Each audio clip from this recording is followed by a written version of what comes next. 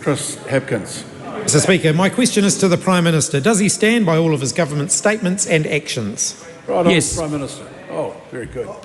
Supplementary. Does he agree with former Prime Minister Dame Jenny Shipley, quote, "I caution New Zealand, the minute you put the treaty into a political framework in its totality, you are inviting civil war," end quote. If so, why is his government asking a select committee to spend the next 6 months attempting to do exactly that?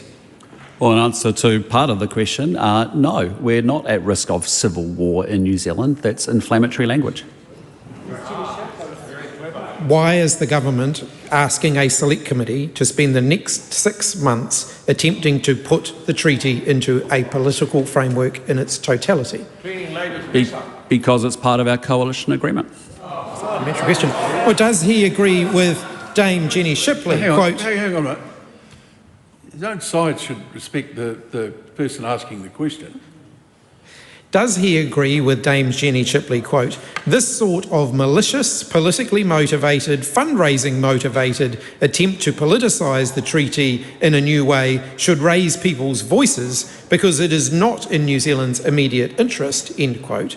If so, why did he prioritise the government's political interests over the best interests of New Zealand? In answer to the first part of the question, I don't believe it's linked to fundraising. Supplementary question. Does he agree with Dame Jenny Shipley, who said when speaking about the treaty, quote, "This was an agreement, a contract, and you do not rip up a contract and then just say, well, I'm happy to rewrite it on my terms, but you don't count," end quote. If so, does he agree that the bill currently before the Justice Select Committee rewrites the terms of the treaty? No. What I expect is the Crown to uphold our obligations under the law and under the treaty.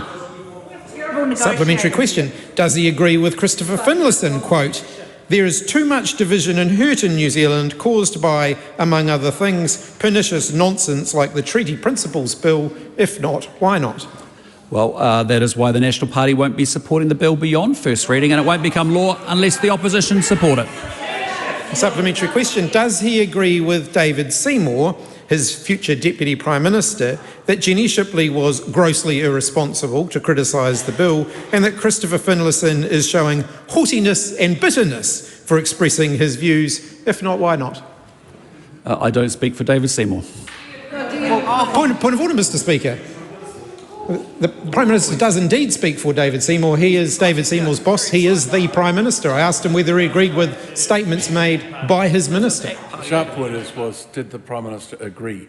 So the Prime Minister might want to reflect on that answer. It's a pretty easy answer. No. Does he agree with former Prime Minister John Key that, quote, "Philosophically, it's bad policy. I'll tell you why I think it's bad. If you write down the principles, if you think they're going to stay like that, you're a dreamer," end quote. If so, why did he decide that it was worth making coalition negotiations a little easier to advance such a destructive and defective policy? In answer to the first part of the question, I do. The reality is that treaty issues are complex and they cannot be dealt. 184 years of debate and discussion doesn't get written over with a stroke of a pen. That's why we don't support the bill and it won't become law. Supplementary question. Does he agree with Winston Peters when he said he would not support the bill as, quote, "There are no principles of the Treaty of Waitangi," end quote? If not, why not? Again, I don't know how to make it any clearer to the member. We've been clear from day one. We will not support the bill beyond first reading. It won't become law unless that member and his party support it. Does he believe that there are principles of the Treaty of Waitangi? Yes. What does he believe the principles are? Partnership, protection and other things that have been discussed over many years, over 184 years. Why is his government therefore supporting a bill that would completely rewrite those principles to remove the 3 Ps that he just mentioned? We are not supporting the bill, as you know. We are not supporting the bill beyond first reading, and it will not become law. I have been clear from day one, and that is exactly our position. It remains unchanged. That concludes oral questions.